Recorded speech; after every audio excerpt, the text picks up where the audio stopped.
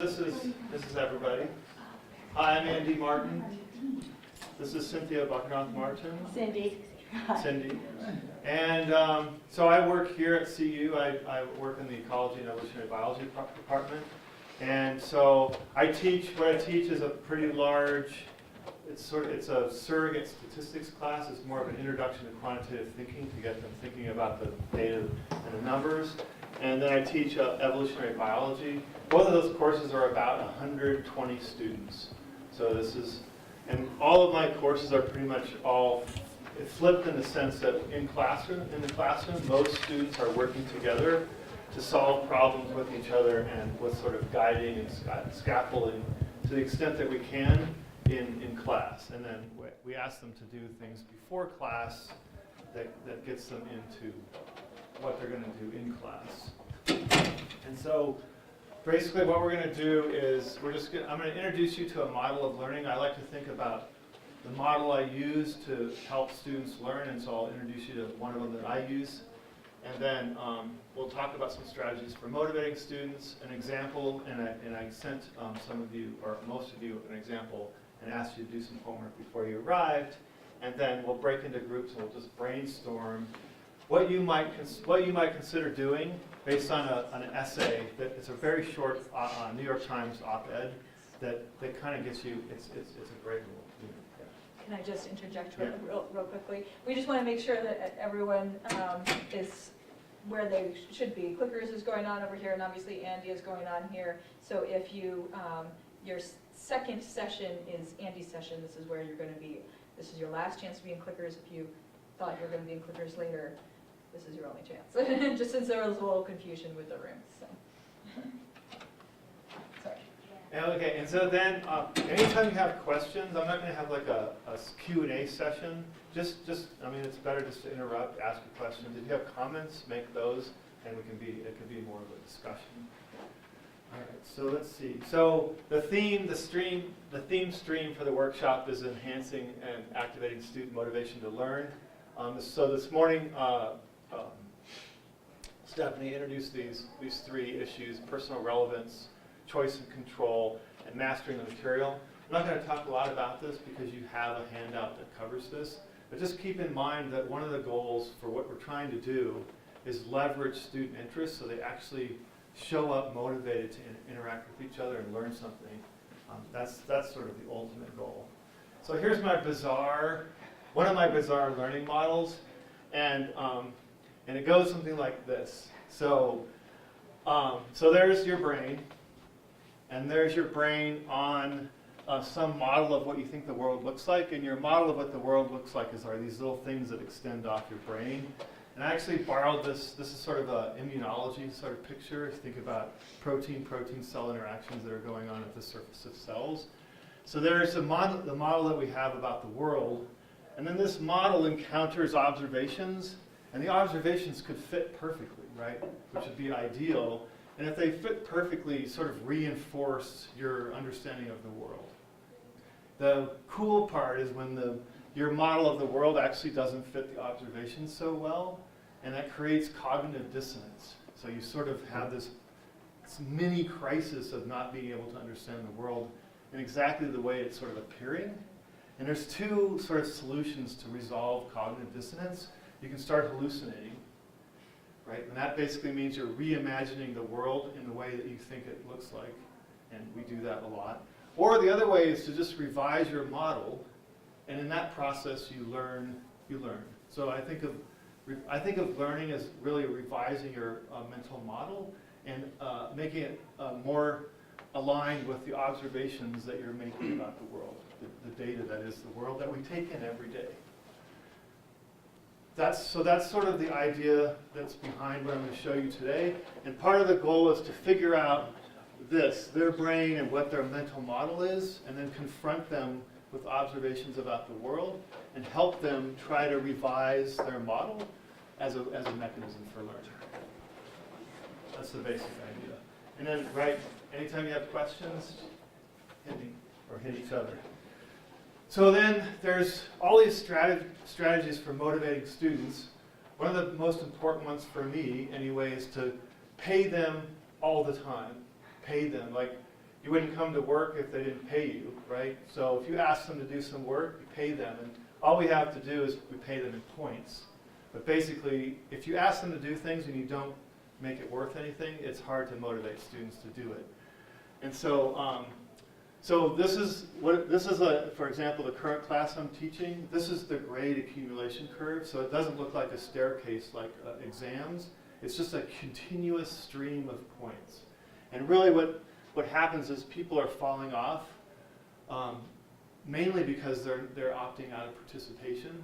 And you can show students that really it's not because you're not smart, it's because you've decided not to participate, not to engage yourself in this sort of revisionary model of learning. So then the other thing that we're going to talk about in here is when students do stuff, they don't really like to think about they're just doing it in isolation, or maybe they do, but we make it public.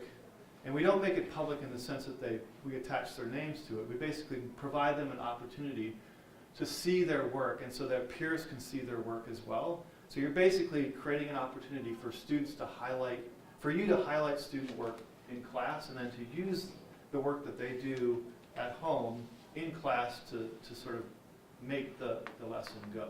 And we'll give you examples of that. And I'll talk about four different ways you can do this, but it's infinite. It's a number of, yeah.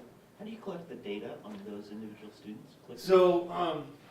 So this is a combination of things like clickers. We use a thing called Desire to Learn, D2L. And on D2L, so the thing is the flipped classroom is all about you read, you do a quiz that's really low-level sort of content. Tell me what you read, so that at least they've read it, then they have to answer a question on it. It doesn't mean they've learned it, but they're sort of poised to maybe use some of that information in class. And so this is mostly, literally, quizzes before class all the way through the semester.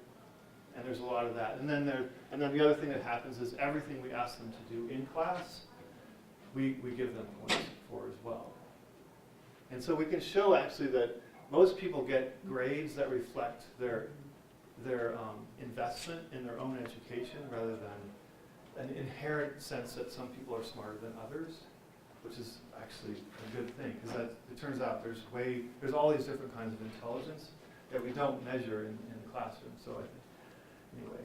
Oh, and then one more thing is, you can use random call. The whole goal is to basically make each student in there sort of responsible for their own learning, and it can happen between peers, or it can happen between you and the peers by using random call out, where you just have, what I do is I take a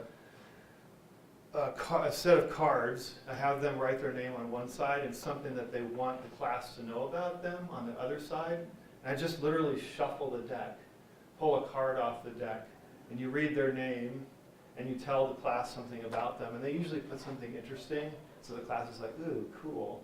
And then you just basically, they're on the spot, and they can take a rain check, or they can get help from their table, and so it's sort of like, you can make the call kind of thing if you need help.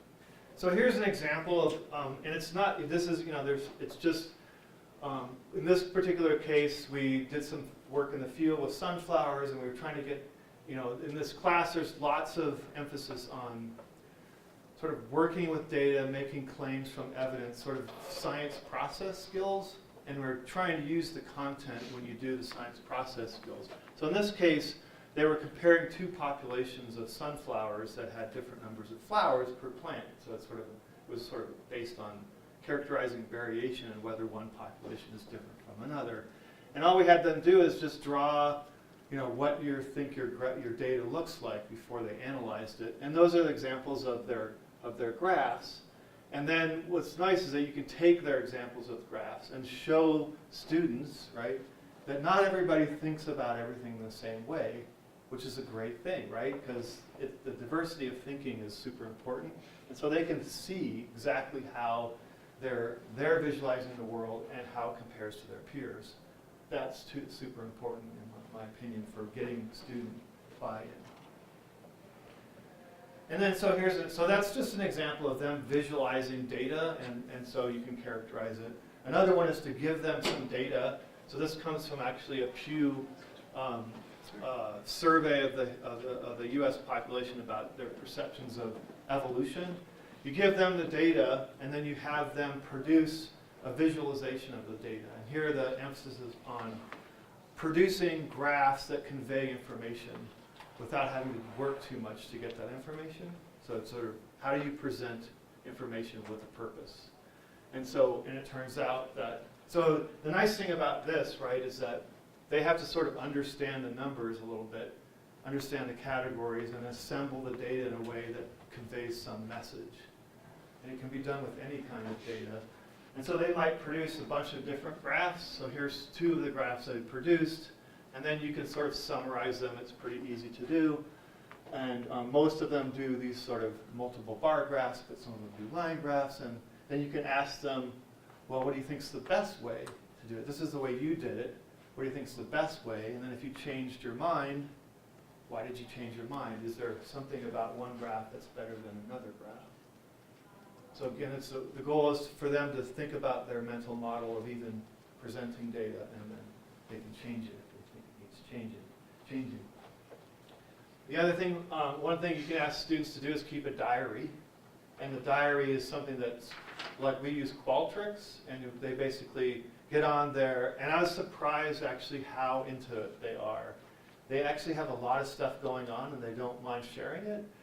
And so this, in this particular class, was all about, think about the data that's in the world around you, and then what does it mean to you? And so they put all sorts of stuff. They read stuff, they think, and then the goal is for them to think about it, and then sort of bring it back to tell us about it, and then we tell them that we might use this in class. It's not going to be, there's be no name attached to this, right? But it'll be something that stimulates a discussion, potentially, or not.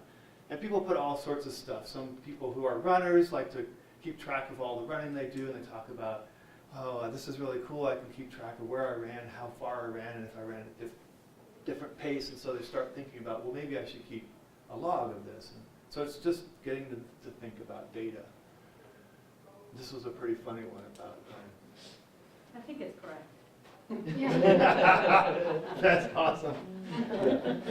We're not going to go into the biology of that.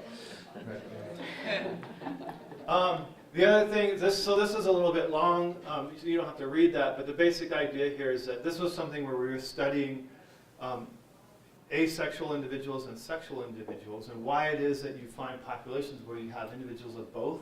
And it turns out, like snails, you can have all female populations of snails, or you can have males and females. So why is it that there's this variation? And so one of the things we like to get students to think about is, how do you find out information about the world? And typically you have to do an experiment. Well, how do you do an experiment? Well, one of the best ways to figure that out is to see what other people are doing. So you can take small snippets of people's experimental design, give them to the students, and have them visualize what that looks like. And they just draw pictures. And they're like trying to figure it all out. And you can give them a checklist. I use these checklists all the time that guides them so that it's really clear exactly what they need to do. And sometimes I also put a last checkbox, which is check off the box in the checklist when you do the things on the checklist, which turns out to be really important sometimes. And so, and sometimes you get these amazing things. So this is one of the kids' pictures, and he, obviously he's a great illustrator, and this is a really rich picture of an experimental design. And they pretty much captured, it's a simple experiment. They just really have, asexuals and sexuals, and you're looking at, I forget exactly what they're doing. But really simple. So the blue is one type of environment, and the red is another type, and they're going to monitor them, and there's replicates, and it's all there. And it's a cool picture. And then when you show that, you can talk about the experimental design, but you can also give kudos to that student that, you guys are really doing a good job visualizing what this experiment looks like and explaining it to others through this visualization. But it doesn't have to be, you don't have to be a great illustrator. You can use PowerPoint or whatever. You can grab symbols on the internet, and it turns out that this one is just as rich as the previous one. They're capturing all the elements of that experimental design. so you can highlight that there are, again, different ways to convey information. And they dig it. When they see their picture up there, they're like, oh, that's awesome. That's, they're not supposed to, we don't tell the students who it is, but you can tell which student it is because they'll tell the people around them. And this is my picture. That's really cool. So I guess it's worthwhile to think about why you want to do this. And so for me, it aligns with that learning model of basically making your model of the world apparent to see if you can actually match it with the data that are out there. It also, the students actually start to invest more in this process because they know that their peers are going to see it. It's not just between you and them anymore. Now their peers are actually involved in the process of what they're doing. And then the other thing is it sort of helps peer instruction happen, and peer instruction is a super useful strategy for learning gains that seem to stick. Like I could tell them blue in the face about a certain thing, but if they learn it from their peer, it often sticks way better than if I tell them. I don't know if that's the parent factor or what. Yeah. So I can see how this would work really, really well in a really big classroom, but my classroom's like a group of 16. Often I have those who are just there with me, always getting it. And then I have the students who are limping along, never going to get it in class, really having a hard time. How do you make it so that those students who often are limping along still get some of that recognition? And it's not just you highlighting like 2 or 3 people's work. Yeah, so we make an active decision every time we choose some of their work that we're going to spread it out over students. So I never really do the same student twice. And so the thing is that students have to know that as well, that their number could come up. And so and the goal is not to embarrass them at all. The goal is to always point out really positive things about the products that they produce. But and maybe they're a critic of their own, and so when they see their stuff displayed, it might, the next time they do it, they might invest a little bit more because they know that's going to happen. But I think that's super important, that everybody has a chance to be on the screen or to be the one that's randomly called out. And so it starts to initiate more buy-in, more investment in their learning before they ever show up. Does that make sense? Mm-hmm. So do you ever put up like work and you're like, this was a great font choice? I never say font. That's it, right? I mean, that's I love the use of 400 colors here. Yeah, no, right. I usually don't do that. I usually try to find something about the work that's aligning with, like if it's an experimental design illustration, and even though it's not complete, I'll say this is aligning really well with this particular part of that checklist. And I don't usually do that font choice thing because it's trivial. It's not important that they're thinking about the fonts, because if I do that, then they'll start thinking, well, maybe I need to choose the font better, and he's going to like it more. Definitely have a few students where that might be their best The only quality for issue. work. Yeah, and we have those same students, and the goal is to keep the pressure up, keep the bar up there, so that their stuff is going to show up, and you still have to say something positive about it. I think that's super important. Yeah. So if you're doing a simplest format, what's the timeline where the students are doing the work, you're getting time to review it and time to show it to them? Yes. How does that look? Yeah, so you kind of have to, there's an issue here, which is the time management of your life. And, and so often I have help, so you can get people to help. Hello. She's a helpful person. This gets submitted ahead of time. But yeah, so everything is being submitted ahead of time. It's typically going to a D2L, or you can use Dropbox or Google, whatever. Yeah.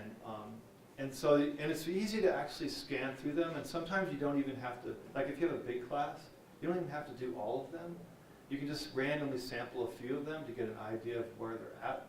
Because part of it is figuring out where their minds are at. So where do I need to start? And I gotta say, I'll say some things at the end about like how do you ever make a transition to this kind of teaching if you're teaching in a different way, and I taught in a different way. It took me a long time to get here. So they're submitting it ahead of time. You're not necessarily even reading it, and they're certainly not giving feedback on all of them, but you're picking out examples that show what you were looking for. Yeah, and Okay. if you give them feedback, it's awesome.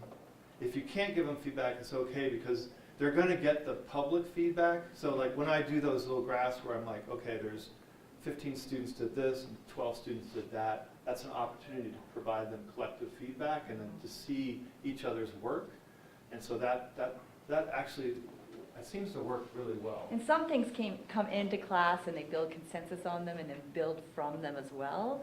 So they might look at things in class and then have to build another model from what they saw in class and revise models. So depending on the goal as well.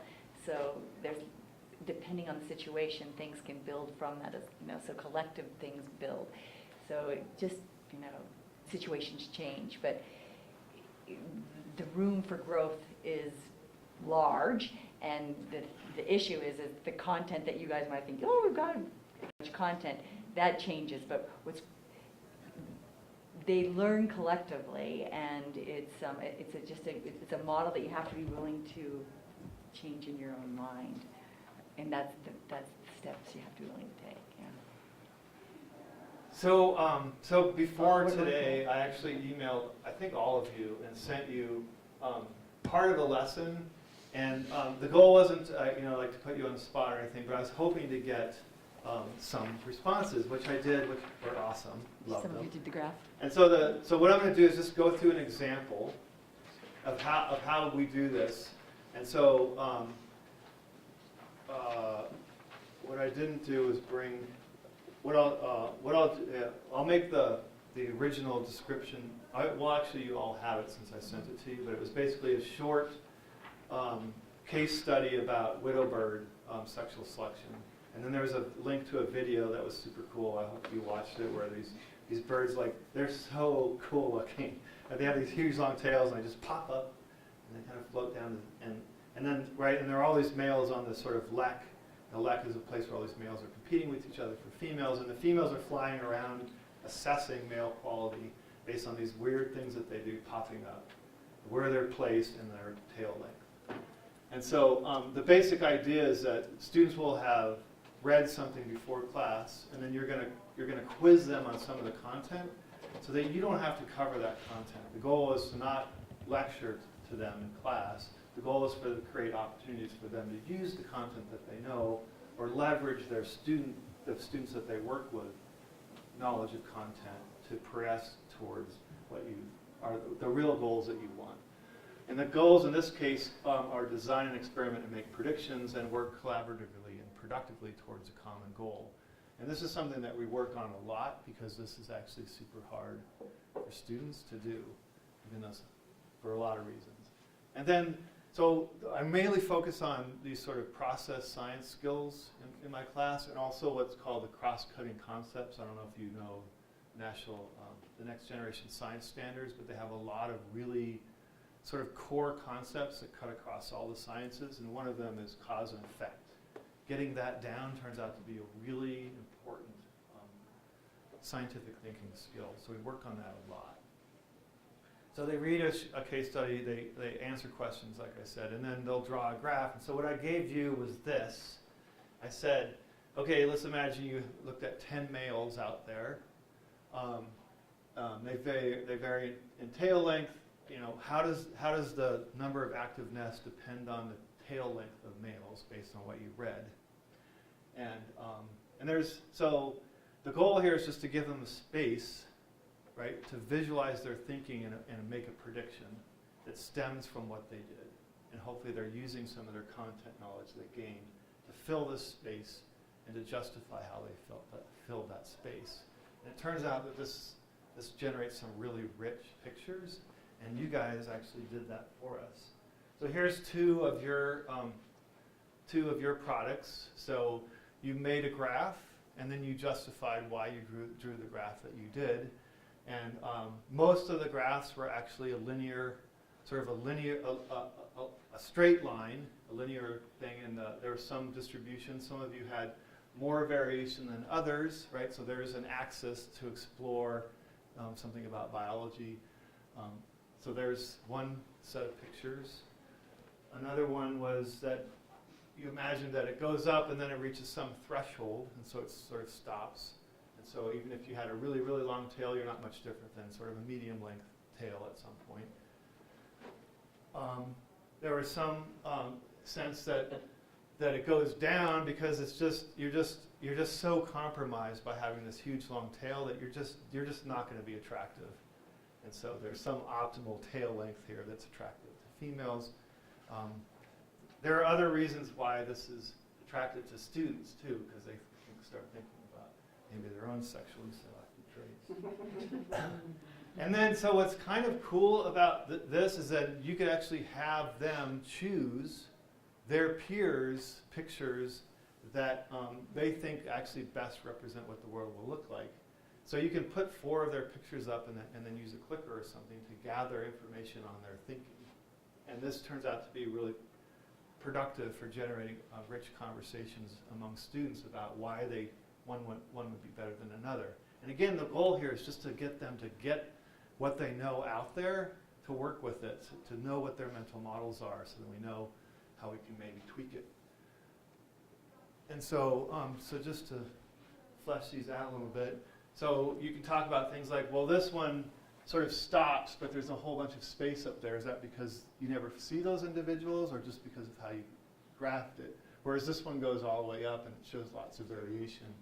This one has this point down here that's commanding, right, the sort of inference that you make about the world, and that's super important to point out points in a sort of graphical space that potentially have a huge amount of information about the world in them, sort of outliers that can tell us a lot about the world. And then you can show them the real data. So here's what the data actually looked like if you went out in nature. And so it looks a lot like what most people did, which is this linear relationship. But it's kind of cool to see how immediately you see how your mental model compares to what the world actually looks like. And then you're either forced to start hallucinating, or you're going to change your mental model.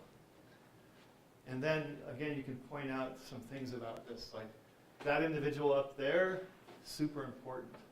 It's the stud. This guy is a total stud up there. There's lots of variation in tail length. You can start talking about the axes if you want to start focusing on that. That adds a whole other dimension of stuff. But this is a rich picture. You can spend as much time as you want, or as little time as you want. Yeah. So yeah, I like to think of it as studs, and there's this guy's a total dud. Because that really happens out of nature. And then the goal, like there's more to this, but the goal of this is you're getting to the point where we're trying to get, we want to say something about cause and effect. And so this question actually doesn't have a correct answer. So you can sort of look through there. So nest site influences the number of actors. There's always different things that could potentially be explaining the data. All we showed was, on the x-axis, was the length of the tail, but maybe it's something completely different. And so you'll get students freaking out, like, I don't know what the answer is, right? I mean, is there a right answer? So the whole point is that when you show them the distribution, it's all over the map, and then you can ask them, well, why do you think that? But the whole point of this is to say that we don't actually know why males have different active nests. We have a good idea, maybe it's something about tail length, but you can't tell based on a graph of one thing against another, because there's no causation effect. So the goal is for them to start thinking about doing experiments. So how can we establish that tail length causes most or all the variation in reproductive success among males? And that's sort of where the lesson, in a way, starts. All that other stuff is sort of introduction to where where they start. They're going to start working now, and you would start working now if we were going to do this one. And the handout I gave you is what they confront in class. And so they get a handout. They're going to work in small groups. Usually I like to have 3 people per group, partly because when there's 3 people, everybody has to be on. When there's 2, that just like there's not enough intellect going. When there's 4, usually that 4th person ends up kind of on the sidelines. It's sort of, but you can have 2 to 4, but 3 seems to work the best. And so all I'm really asking them to do is start with this hypothesis that really tail length is the thing that's causing the variation in reproduction. Design an experiment that does this. And they have to design the experiment. And they come up with everything under the sun. It is awesome. And then they have to, but not only do they have to do that, they have to actually draw, if their experiment works, what is the data going to look like? What is the graph going to look, whatever it is. And they put all sorts of stuff. They'll make pie charts, they'll do whatever.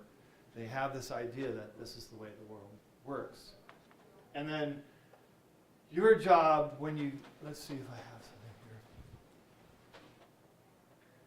Yeah, so your job is, while this is going on, right, you just don't sit around. You're going to go around and start talking to people, start figuring out what they're doing, and kind of recording what they're doing, and so that you can ideally find out that some of them are doing it just like the scientists did, and the scientists, and that's great. When that happens, it's perfect, because there's groups in the class whose scientific thinking is aligning perfectly with experts. And this is a good one because it's sometimes pretty obvious what you're going to do. But your goal is to sort of collectively know what they're already thinking about, so that you can tell them what everybody's thinking about, or you can ask people to report out using random call out. And it's just great because it works, and everybody's, and you, again, you're validating all these different approaches, but you're still trying to get it to the point where there's an experiment. Something changes and there's an effect. And so inevitably someone comes up with something like this, where they take a widow bird and they start hacking away at it. And some groups love this part. They're like, oh, we just hack the tail off. So they cut the tail, and some of them they just put it back on. Some of them they leave completely untouched. But some of them they take the tail from one. This becomes the shortened tail length. They tape it onto the tail of the other.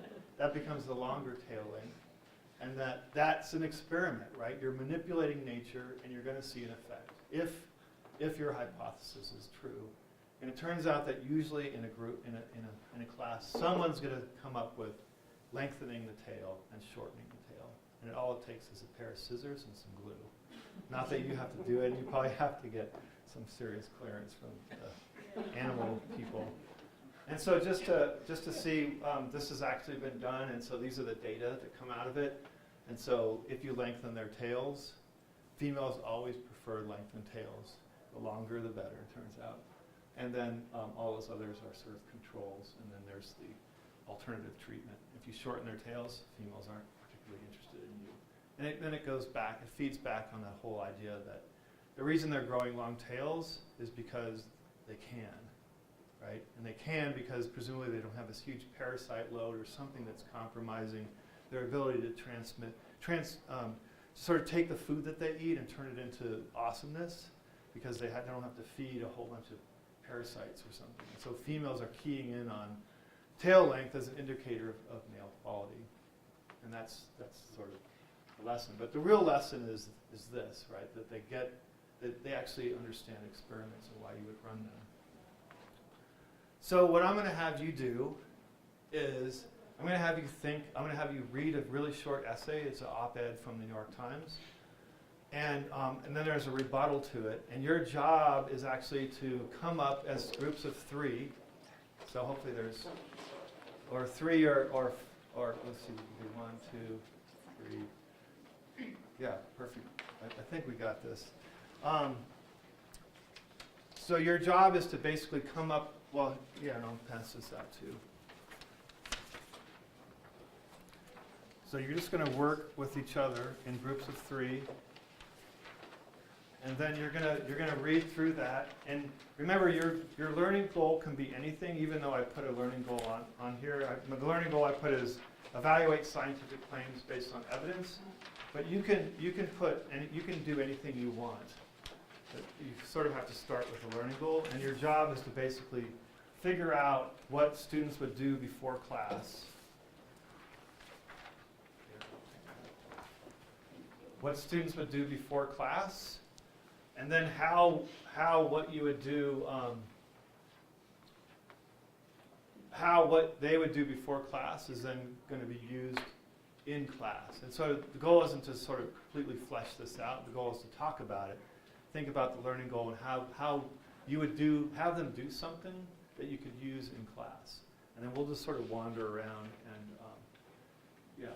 So You can actually work in as many groups as you want, but it'd be ideal if you had 3, and definitely not 4. 2 is better than 3. And then I have some paper here too. So just go for it. 2 is better than 3. I mean, sorry, 2 is better than 4. Right. So it looks like everybody's finished the iPhone reading. So remember, your job is to identify a learning goal and then design something that students are going to do before class that you're going to leverage in class to advance their progress towards the learning goal. And then I can join a group of 2 if you want, or I can just wander around. It's up to you. Yeah, I think for the learning goal, I would want them for them to find. He'll join a group. This is a really funny one. Maybe we'll just do a Let everybody share. We'll go around to each group and you can talk about, not just what you produced, but the thought process that went through it, because that's sort of a thing, like how you got to the point where you got. So we'll just start back there and just work this way. So you guys. So we started talking about the pre-stuff, but then we're like, wait, let's take a step back and really focus on what that learning goal is going to look like instead of just going to development. And so, do I talk about my learning goal? Yeah, absolutely. Okay. So the learning goal was to have the students in class do design an experiment to be able to assess and investigate what that biology of love looks like, what's that physiology. And so to do that, we wanted them to definitely read the article and maybe have some thought of, do they have an iPhone? So some kind of quick survey, do they carry one? How about friends and family, do they have one? And then what are those, if it's outside, have them not use the phone, or maybe in class. We were talking about having students do the really quick observational experiment while taking half the class, removing their smartphones, and the other half of the class keeping their smartphones, and kind of seeing the chaos that ensues. and then having that maybe as the basis of then how would you look at an experiment that looks at what is the difference maybe between addiction and love. Yeah. So what would they produce before they came into class? They would answer questions based on the article, and then I was thinking doing kind of some survey and maybe being able to prepare that data, if that's a table in a graph, so that they could have that to bring in as well. Well, then, so if you did a survey, then you could show that histogram. Yes, so that you could turn it into you, and then you would be showing that up there. Yeah, and you could do things like, how often do you check your iPhone, for Right. example? And you could have a distribution of values that would reflect maybe how strong of an effect you're going to see if you do remove their iPhone. Yeah. Like the ones that are, Right. that's going to be a huge effect. That's cool. All right, let's move down this direction. So this article's kind of a showcase in cognitive bias and poor experimental design, I think. Yeah. And so Exactly. what we sort of saw in this is how can we get the students thinking about experimental design and how it relates to the evidence that's presented here. And so we were thinking of giving just this first article, not the criticism to it, to the students, having them read through it individually and come up with, we thought of 3 pros and 3 cons for the experimental design that's in here, and then having each individual bring it to the class and having groups of 3 split off, and then bouncing their ideas off of each other for that, before sort of maybe, I didn't write anything down. We were thinking, sort of presenting that to the class and for a larger discussion, and then presenting them with the criticism to this. Probably people would come up with some of the same ideas that this came in with. At least that's what we would hope, because this is a really cogent argument. Yeah, and it's signed by Yes, Yeah. the list of people is longer than the criticism. Right. I know. That was really good. That would be great. So how would you make them responsible or what do you call it when you make people Accountable? Accountable. Accountable.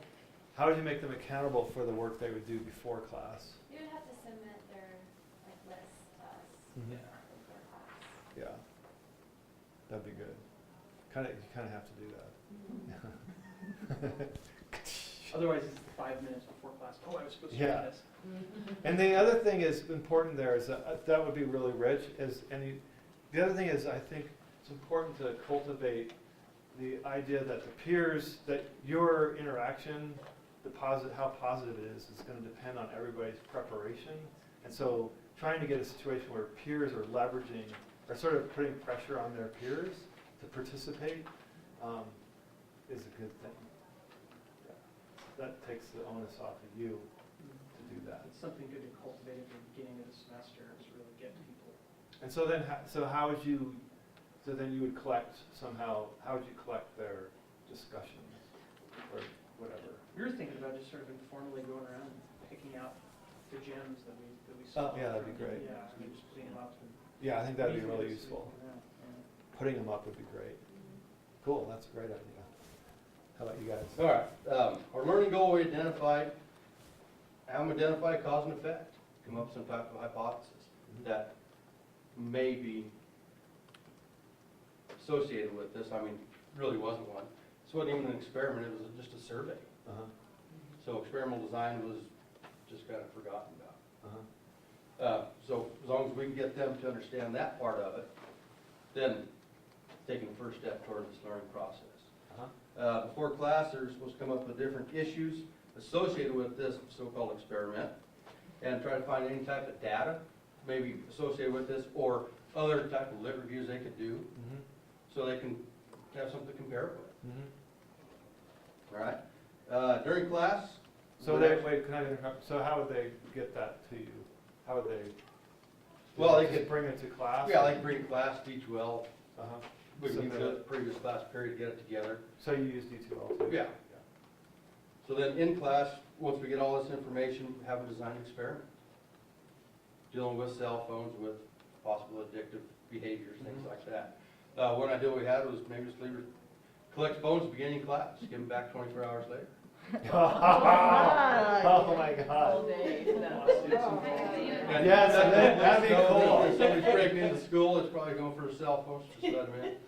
It would be cool to be able to monitor their stress hormone level. Yeah, the cortisol, Throughout that Cortisol. 24 hours. blood burden. That'd be interesting to pull off. I'm not sure you can do it. Yeah. I'm sure I want to be That's responsible. hard to collect it for All a those 1-hour smartphones. exam, more or less a full I'd day. love to you know. read them, right? Plus your FCQs would probably tank. Right. After student surveys. Yeah, after student surveys. Yeah. Exactly. Then you can mess with them. That's good. So that's kind of what we were figuring, you know, and then we can compare our results that we have from the 24 hours of lacking your phone to what they supposedly had. Then explain about data snooping. You know, 'cause what this looked to me like, they just basically ran something, sat there and watched, said, well, gee, this is interesting, this is what's happening there. Rather than setting up what you're testing for and testing for just that, Yeah. ignoring all other data. Because if the baby picks something up, you know, are they really doing that genetically? Yeah. Well, the great thing about this is that when you read it, you're sort of like, oh yeah, it sort of aligns with how you think. But then as you think about it as a scientist, realize that this is really bad science. In some ways, it makes it a great case study for students to think about what it takes to do good science, to really say something like this. And the fact that it's love is kind of an interesting issue because it suggests that maybe is love within the bounds of science or is it outside the bounds of science? I don't know. Well, and you could relate it back to even worldwide information, you know, yellow journalism versus the peer-reviewed journals. Right. It would also be interesting to have them read it and do like a little pre-class quiz that's like, what was the control in this group? You Right, know, exactly. Right. You know, and just like leave some open-ended questions that they have to answer before they come to get them thinking like, oh. No, I think that's a really good idea, especially if one of your Is it science? learning goals was to be able to design experiments. you need to know what the control is, what's the treatment, how many individuals did you sample, were they randomly selected, what's, you know, all those kinds of things. And, you know, that's the kind of thing you can't just do it once. Like, you'd have to do that kind of thing 4 or 5 times in your class to really make it settle. I kept looking for Wikipedia on here someplace, but It is a pretty good source. How about you guys? We were talking about how, like, it'd be nice to Like ask bad the students to, yeah. So that'd be nice to ask the students to come up with ways to test if, are people in love with their phones or the content that's coming through, like, that, and maybe the students would come up with, like what you were saying, that maybe if you send an experiment where you send tons of really boring, just over and over and over again, spam, boring texts, you know. You start to hate your phone? Yeah, exactly, Right. exactly, see if that one, yeah. We That'd also be spend a lot of interesting. time talking about the application of, you know, because we teach math, physics, and chemistry, which seems to have very different application, and where content fits, so we were kind of the bad students, we got off task. Then we pulled Andy in with us off task. I was obligated, that's great. After reading the critique though of fMRI, it begs the question, there must, you know, and we're talking from our lack of ignorance in the field, there must be other metrics for addiction. You know, maybe, you know, looking at, you know, blood chemistry or something, and that might make a better metric for evaluating, you know, addiction versus, and then is there a blood chemistry test for love? I don't know. You know, as you said, is that in the realm of science? But there must be some other metrics to, certainly for addiction, there's enough work in that field. You'd expect there's some other metric to measure the quality of addiction, and that could be applied to, you know, having someone play with their iPhone versus the withdrawal symptoms of not having it available. Mhm. Cool. How about you guys? So we were going to have students evaluate, initially, our learning goal was to have them validate the aspects of the study and determine how valid the support that they put forth for their main conclusion was and what it was. So out of class, they would have the New York Times article. They do a personal kind of reflection where we would give them some guided questions about what was like the main point, what was the evidence that supported that, and then some reflection where you convinced why, and then what else would you like to know. And then in class, we would have up some of their answers as to how many of you were convinced, how many of you weren't, and then what kinds of things did we say we wanted to know. And then we were going to put it to them to brainstorm their follow-up experiment to see if they could retest this hypothesis with a little bit more sound science. And then we would give them the rebuttal, because we kind of teach the intro to students, and we thought, you know, probably nobody's going to come up with, like, are these brain structures even in control of this aspect of our physiology or behavior? And so we would give them the rebuttal and then ask them, okay, so does that change how you actually would do your follow-up study, or what you would do?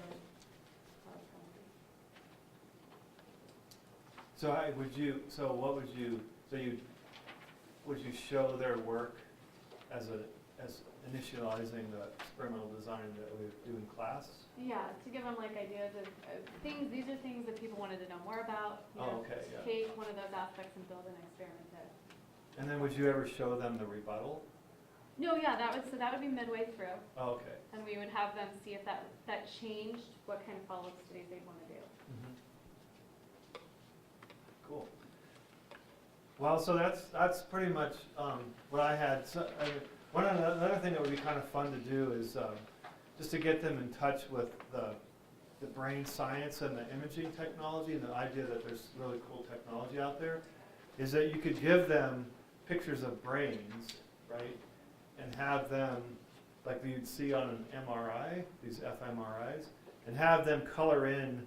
So if they follow through on the experimental design, you can actually give them pictures of brains, have them color in what it looks like for, you know, a response to an iPhone or a response to something else, for example, for the 10 individuals, and, you know, how would you quantify that? They could draw a graph, and then you could show them what a real MRI looks like. And there's actually, I think, real-time MRI stuff. So it's pretty interested in brain science and the fact that really, the whole issue of everything that we are behaviorally is functionally, can be traced to like brain chemistry and all that kind of stuff. And so it could be an entryway into quite a lot of different things, in addition to just doing good science, which this is a great example of what not to do. So that's pretty much what I have for you today. That's it. Thank you. Yeah, Thank sure.